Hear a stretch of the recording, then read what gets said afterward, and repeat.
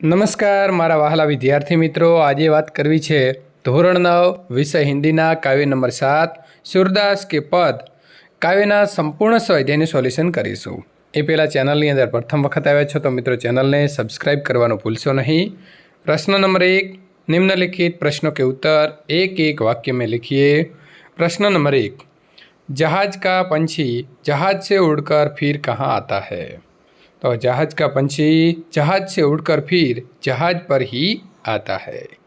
प्रश्न नंबर 2, सूरदास के मधुकर को करील फल क्यों नहीं भाता? सूरदास के मन मधुकर को करील फल नहीं भाता क्योंकि उसने कृष्ण भक्ति का अम्बुज रस चख लिया है। प्रश्न नंबर 3, बाल कृष्ण के मुख पर किसका लेप किया हुआ है? तो उत्तर आएगा बाल कृष्ण के मुख पर मक्खन का लेप किया हुआ है। प्रश्न नंबर 4, सूर धन्य क्यों हुए? सूर धन्य हुए क्योंकि उन्हें श्री कृष्ण की दुर्लभ छवि के दर्शन हो गए हैं। प्रश्न नंबर 2, निम्नलिखित प्रश्नों के उत्तर विस्तार से लिखिए। प्रश्न नंबर 1, सूर ने किन उदाहरणों द्वारा अपनी अनन्य भक्ति भावना प्रकट की है?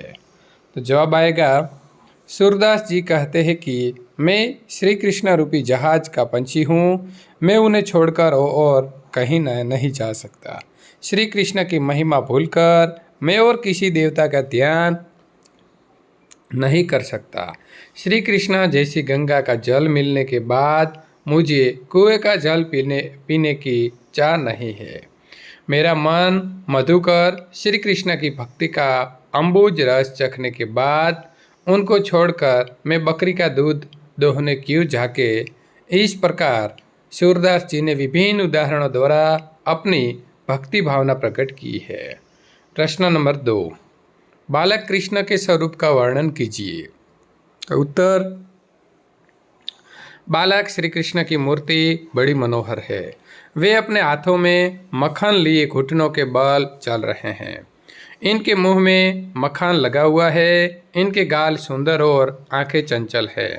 इनके माथे पर गौरोचन का तिलक लगा हुआ है।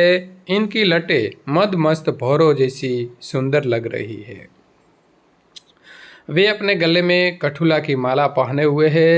इस प्रकार श्री कृष्ण की छवि अत्यंत मनमोहक है। प्रश्न नंबर 3, सूरदास अपने आप को क्यों धन्य मानते हैं? तो उत्तर आएगा सूरदास श्री कृष्ण के अनन्य भक्त है। श्री कृष्ण के अतिरिक्त वे अन्य किसी का ध्यान नहीं कर सकते। श्री कृष्ण की मनमोहक छवि सदा उनकी आँखों में बसी रहती है। ये छवि उन्हें अनुपम सुख प्रदान करती है। वे श्री कृष्ण की इस छवि को दुर्लभ मानते हैं। उन्हें अपने प्रभु की इस अनोखी मूर्ति के दर्शन हुए हैं, इसीलिए वे अपने आप को धन्य मानते हैं। प्रश्न नंबर 3, तत्सम रूप दीजिए। अनंत तो अन्यत्र, पंछी तो पक्षी, महात्म तो महामात्य, पियासो तो प्यासा, दुर्मति तो दुर्मति, लट तो केशगुच्छ, मधुही तो मध्य, केहरी तो केसरी। समानार्थी शब्द लिखिए। प्रश्न नंबर 1, पक्षी तो खग, अम्बुज तो जलज, कूप तो कुआ, मधुकर तो ब्रह्मर, धेनु तो गाय, छेरी तो बकरी, नवनीत मक्खन, लोचन तो नयन आँख, कंठ तो गला, नख तो नाखून। विद्यार्थी मित्रों, संपूर्ण काव्य नंबर 7 सोल्यूशन पूर्ण करीए छीए।